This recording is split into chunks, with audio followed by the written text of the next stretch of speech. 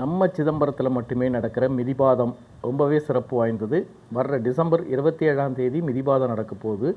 அது ஏன் நம்ம அதிகாலை நேரத்தில் வீதி வலம் வரோம், அதோட சிறப்புகள் என்ன அப்படிங்கிறது குறித்து சிதம்பரம் கீழ வீதி ஆஞ்சநேயர் கோவில் பூஜிதர் பாலசுப்ரமணியன் சொல்கிறார், கேளுங்க. நம பார்வதி பதஜே அரஹர மகாதேவா. நம்மளுடைய சிதம்பரமாக இருக்கக்கூடிய ஆகாச கஷேத்திரம், பஞ்சபூதத்திலே ஸ்தலமாக விளங்கக்கூடிய ஆகாச கஷேத்திரத்திலே ஒரு அற்புதமான செய்தியை பதிவிற்க நம்ம எல்லாம் ஆவலாக இது பண்ணியிருக்கோம். இந்த தனுர் மாதத்திலே சதய நட்சத்திரம் மற்றும்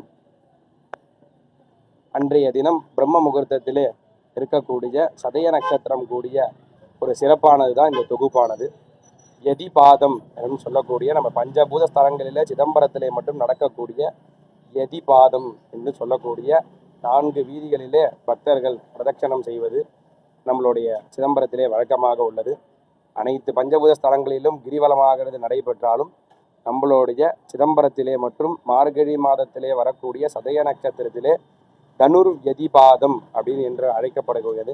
ஏன்னா எம்பெருமானிடம் அனைத்து தேவர்களும் வழிபட்டு பிரார்த்தனை செய்யும் போது ருண ரோகங்கள்லாம் எப்படி தீரும் என்றால், சதய நட்சத்திரத்திலே பிரம்ம முகூர்த்தம் என்னும் சொல்லக்கூடிய 4:30 மணிக்கு மேல் 6:30 மணிக்குள் பிரம்ம முகூர்த்தத்திலே சதய நட்சத்திரம் கூடிய பிரம்ம முகூர்த்தத்திலே பிரதட்சணம் செய்து எம்பெருமான் நடராஜ பெருமானை தரிசித்தால் அனைத்து விதமான ரோகங்களும் நிவர்த்தியாகும் என்று எம்பெருமான் தேவர்களுக்கெல்லாம் வாக்களிக்க, அதே தேவர்கள்லாம் பலமாக வந்திருந்து எம்பெருமானை கண்டிருந்து இந்த ருணங்க ரோகங்களை தீர்த்து கொண்டார். அதே மாதிரி நம்ம எல்லாம் அதே சதய நட்சத்திரம் கூடிய பிரம்ம முகூர்த்தத்திலே வீதி பிரதட்சணமான செய்யப்பட்டு எம்பெருமானை தரிசிக்குமாறு கேட்டுக்கொள்கிறோம்.